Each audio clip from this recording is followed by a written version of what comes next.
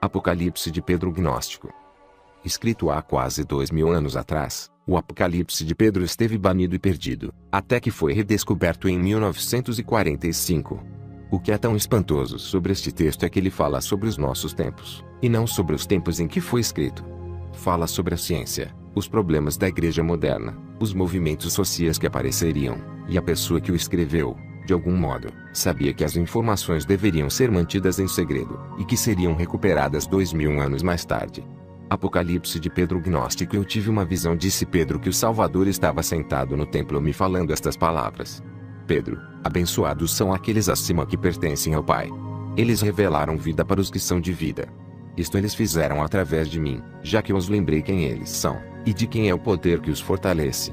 E este poder é a habilidade de distinguir palavras de injustiça e mentira das palavras de justiça. Eles ainda são capazes de ouvir minhas palavras. Porque eles são do reino das autoridades da verdade, tendo sido designados a preservar sabedoria por aquele que foi perseguido por todas as autoridades. Ninguém o encontrou através das escrituras apenas, já que o nome dele nunca foi especificamente mencionado nelas, nem mesmo entre a geração dos profetas. Todavia, o Filho do Homem que é exaltado acima de todos os homens, até mesmo acima daqueles de natureza igual e semelhança, apareceu entre aqueles que pertencem a ele. Mas você, Pedro, seja completo, mesmo você já sendo completo na minha consideração. Lembre-se que eu te escolhi dentre todos para se tornar a base do remanescente que eu convoquei para a sabedoria gnosis. Então, seja forte, até que a imagem da santidade, que é aquele que te convidou para conhecê-lo, aquele que foi rejeitado pela humanidade, aquele que foi estigmatizado pela marca da rejeição na carne de suas mãos e pés, o que foi coroado no mundo inferior, o que se vestiu com um corpo de esplendor, que é a esperança do servo e seu distintivo de honra, te testa 3 vezes esta noite. Enquanto o Senhor dizia estas coisas, eu vi os padres e as pessoas com pedras nos aproximando rapidamente. A intenção deles era nos matar. Eu estava com medo que nós iríamos morrer. Então ele me falou: Pedro, eu já te disse várias vezes que estas pessoas são cegas, e eles não têm líder. Se você quer experimentar a cegueira deles, segure seu manto sobre os olhos, então me diga o que você vê. Quando eu fiz isto, eu não vi nada. Ninguém consegue ver deste jeito, eu disse. Então ele me falou para fazer novamente. Eu fiz, e eu fui tomado por uma mistura de medo e alegria, pois eu vi uma luz nova, maior do que a luz do dia. Então a luz desceu até o Salvador, e eu contei para ele o que eu vi. Ele me falou de novo: coloque suas mãos nos seus ouvidos e escute o que as pessoas estão dizendo. Eu ouvi os padres enquanto eles estavam sentados com os escribas, as multidões estavam gritando. Eu contei para ele o que eu ouvi, e ele de novo me disse: aguce os seus ouvidos e escute o que eles estão dizendo. Eu escutei novamente. Enquanto você está sentado, a multidão está te louvando. Quando eu disse isto, o Salvador respondeu: eu te falei antes que estas pessoas não conseguem ver nem ouvir.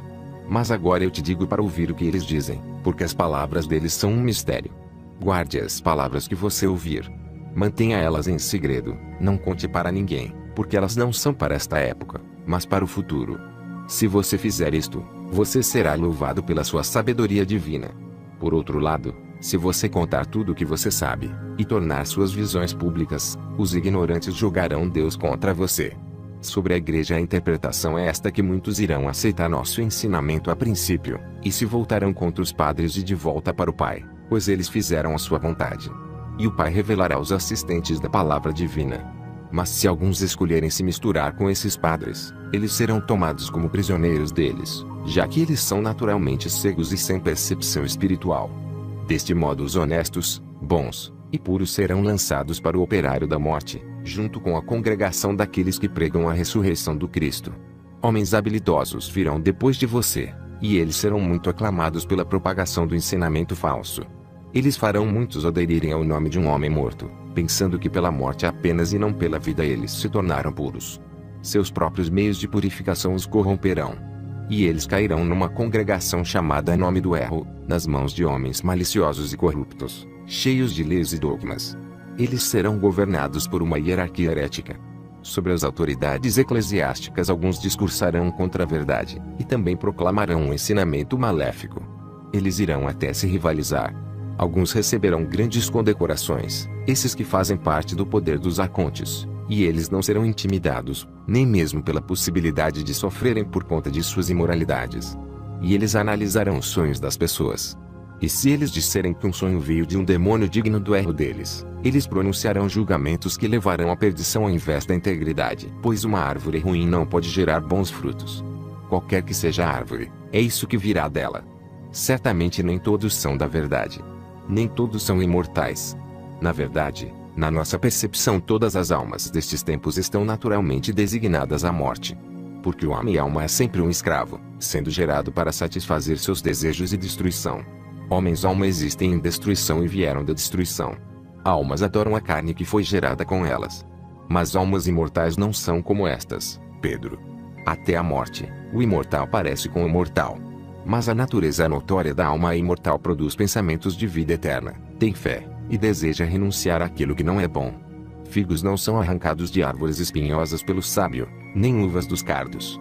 A alma mortal está sempre se desenvolvendo para aquilo que ela já é. Já que ela não é do bem, mas do mal, ela se torna destruição e morte. Mas a alma imortal que se une com o eterno que é aquele de vida, se parece com a imortalidade e todos os bons frutos que vêm dele. Portanto aqueles que são surdos e cegos se unirão com os do mesmo tipo, e as coisas mortas se dissolverão para a não existência. Outros serão transformados pela prática do discurso infeliz e deturpação dos mistérios. Sobre a ciência e os céticos alguns daqueles que são intelectuais porém não iluminados, que não entendem os verdadeiros mistérios, irão se vangloriar de que eles sozinhos sabem toda a verdade.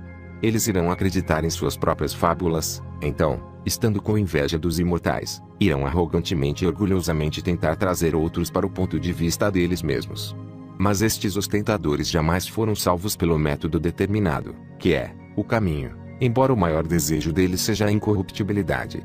Ao ouvi-los falar, alguém chegaria a crer que eles tiveram uma comunicação direta com as várias hierarquias de anjos, poderes supremos, forças, autoridades, e que eles estavam presentes na própria criação do mundo. O desejo deles é serem lembrados, glorificados e abençoados pelos imortais, muito embora eles saibam que eles não têm parte na imortalidade. Aqueles que são enganados por este tipo recebem de fato uma sensação de poder da alma, mas ele emana do intelecto ao invés do espírito.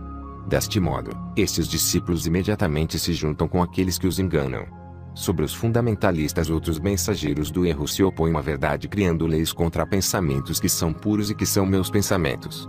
Eles falam segundo uma perspectiva dogmática limitada em suas ideias, ensinando que o bem e o mal vêm do mesmo lugar. Eles transformam o que eles chamam de a palavra de Deus numa atividade comercial, e prometem um destino severo àqueles que não cooperarão. Mesmo a raça dos imortais continuará iludida até o meu retorno público. Somente pelo poder de perdoar as ofensas é que os escolhidos se separarão deles, porque os resgatei da escravidão de seus adversários. Ainda assim, os libertos criarão uma sobra de imitadores em nome de um homem morto, que de fato é Hermas, o filho mais velho da injustiça, para que a luz que existe não seja acreditada pelos pequenos. Mas aqueles deste tipo serão separados dos filhos da luz, e jogados na escuridão externa. Pois eles não entram nem liberam aqueles que estão se elevando para as suas respectivas ordens. Sobre as mulheres se tornando freiras, outros ainda acham que podem aprimorar a sabedoria perfeita que a fraternidade já possui, ou seja, a sociedade espiritual daqueles unidos na comunhão, através da qual o matrimônio de incorruptibilidade será revelado. Uma sociedade semelhante de imitadores aparecerá e será chamada de a Irmandade. Estas irmãs irão oprimir seus irmãos dizendo coisas do tipo: já que a salvação veio do úteros, Deus deu privilégios especiais às mulheres. Elas não sabem da punição severa que terão que passar por se aproximarem e aprisionarem os pequenos com esta enganação. Até alguns que estão fora da nossa sociedade se deram nomes impressionantes, como reverendo tal e tal, bispo alguma coisa, diácono não sei das quantas, e falam como se tivessem recebido a autoridade diretamente de Deus. Estes desafiam o julgamento de líderes verdadeiros, e não passam de canais secos. Mas eu disse: eu estou muito perturbado pelo que você me disse, que os pequenos, na nossa percepção, são falsificados, e que multidões enganarão multidões daqueles que possuem vida, irão se misturar com eles e destruí-los. Mas quando eles disserem o seu nome, eles serão acreditados. O Salvador disse: por um tempo predeterminado, em proporção ao erro deles, eles terão autoridade sobre os pequenos. Quando chegar o momento certo, aquele que não envelhece e possui uma compreensão imortal se tornará jovem, e os pequenos derrubarão seus administradores. Ele irá cortar a raiz do erro deles, e a irá expor junto com toda a glória descarada que ela tomou para si. Então, Pedro, aqueles que presenciarem isto se tornarão inalteráveis. Venha, Então, vamos prosseguir completando a vontade do Pai incorruptível. Pois veja, aqueles que trarão falso testemunho estão a caminho, e eles se envergonharão. Eles não podem me tocar agora. Mas você, Pedro, deverá permanecer entre eles. Você é um covarde, mas eu te digo, não tema. As mentes deles serão fechadas, porque o invisível veio combatê-los. Quando ele me disse estas coisas, eu vi a multidão o pegar. Eu disse, o que eu vejo, Senhor? Eles estão realmente te levando embora. Você está agarrado a mim? Quem é esta pessoa que eu vejo, contente e sorrindo na árvore? E é outro aquele cujas mãos e pés eles estão golpeando? O Salvador me falou, a pessoa que você viu na árvore, aquele que está contente e sorrindo, este é o Jesus vivo. O outro, em cujas mãos e pés eles estão cravando pregos, aquele é o corpo, ele é a manifestação carnal do imortal sendo humilhada, é a aparência percebida pelo olho natural. Olhe para ele, então olhe para mim. Eu olhei, e fiquei muito assustado e perturbado. Na minha confusão eu disse, Senhor, ninguém está te vendo. Vamos fugir daqui. Mas ele me disse, eu já não te disse para ficar longe dos cegos. Você não entendeu que eles não sabem o que estão dizendo. Eles acham que eles humilharam meu servo, quando na verdade, eles penduraram o filho da glória deles na árvore. Então eu olhei de novo e vi alguém se aproximando que parecia com aquele que estava sorrindo na árvore.